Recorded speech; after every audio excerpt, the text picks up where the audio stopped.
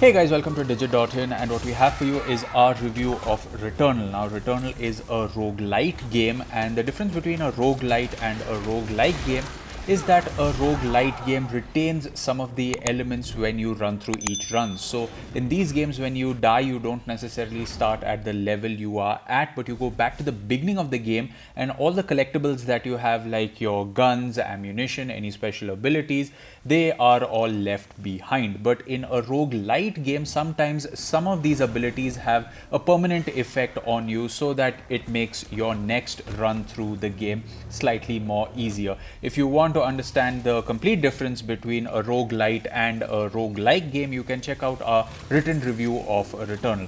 So let's start talking about this game. Now, if you love games like Hades or Control, then you will definitely find the appeal in what Returnal has to offer. For me, Returnal has been quite the adventure. I don't remember the last time I leapt out of my seat to rejoice a victorious boss battle and felt so immersed in a game thanks to the controller. Returnal is one of the first PS5 games to showcase what the DualSense can do, and we feel this is just the tip of the iceberg of what's to come. Speaking of the story of Returnal, it is pretty straightforward when you start, but it's only when you progress to some of the furthest points in the game that the plot truly starts to unfold.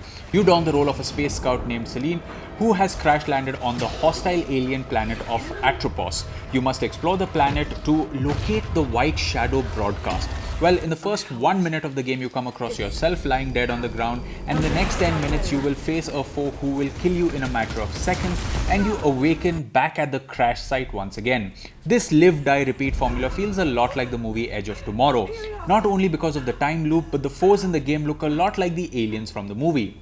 Throughout your journey, you will find scout logs left behind by yourself, probably from a previous run.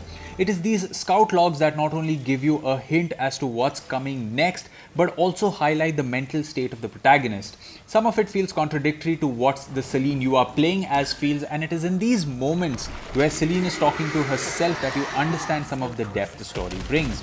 For the first couple of hours, the story may feel like a slow burn, and that's probably because you're getting used to the mechanics of the game, and you really need to progress up to a certain point to get deep into the story. Once in a while, you will visit a house where the perspective changes to first person view, and this is where you have some of the more intimate story moments. But impossible.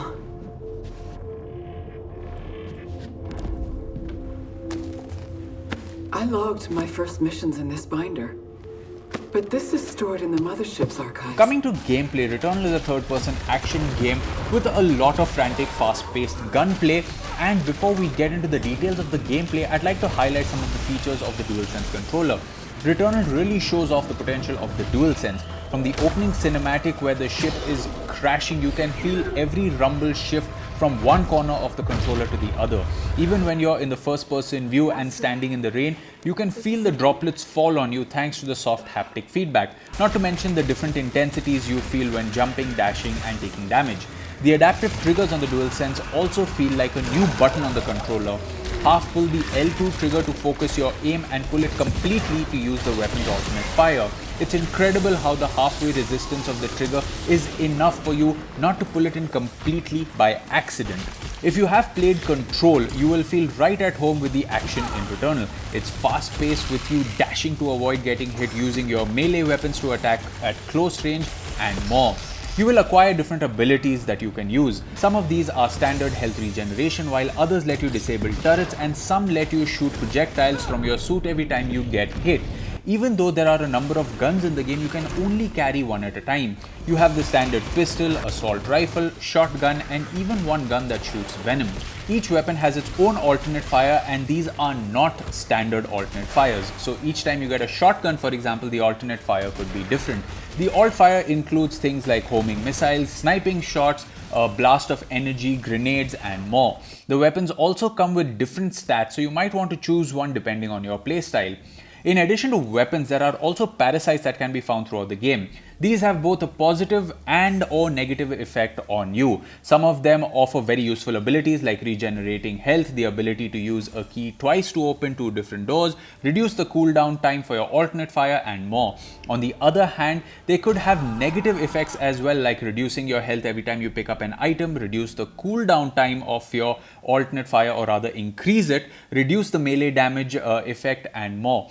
There are ways for you to remove a parasite as well. Some of them will detach after their function is over, while others will require you to kill a certain number of enemies, craft an item, or open a locked door, so on and so forth. You also have obolites that are collected when you kill an enemy, and think of these as the currency in the game. You can use them to upgrade your health or buy certain items. Developer Housemarque is known for frantic shooting in their games, and Returnal is no different. Some of the combat encounters kept me at the edge of my seat. Speaking of enemies, they are quite varied. You have the standard Edge of Tomorrow like alien creatures that throw projectiles at you and get close for a melee kill. You have turret. There are also some large flying enemies, a crab-like enemy with an indestructible shell, and some large enemies that remind me of the Marauder from Doom Eternal. There are some more enemies you encounter that I will not spoil here, and these include the bosses in the game. Speaking of the bosses, once they are defeated, you don't have to face them again, thank God. In Hades, you have to face each boss during each run. In Returnal, once a boss has been defeated, you don't need to encounter him again. Returnal's roguelite structure ensures you don't face the same set of areas back to back in each run. These levels are procedurally generated until you need to hit a specific story beat, in which case you visit very specific areas.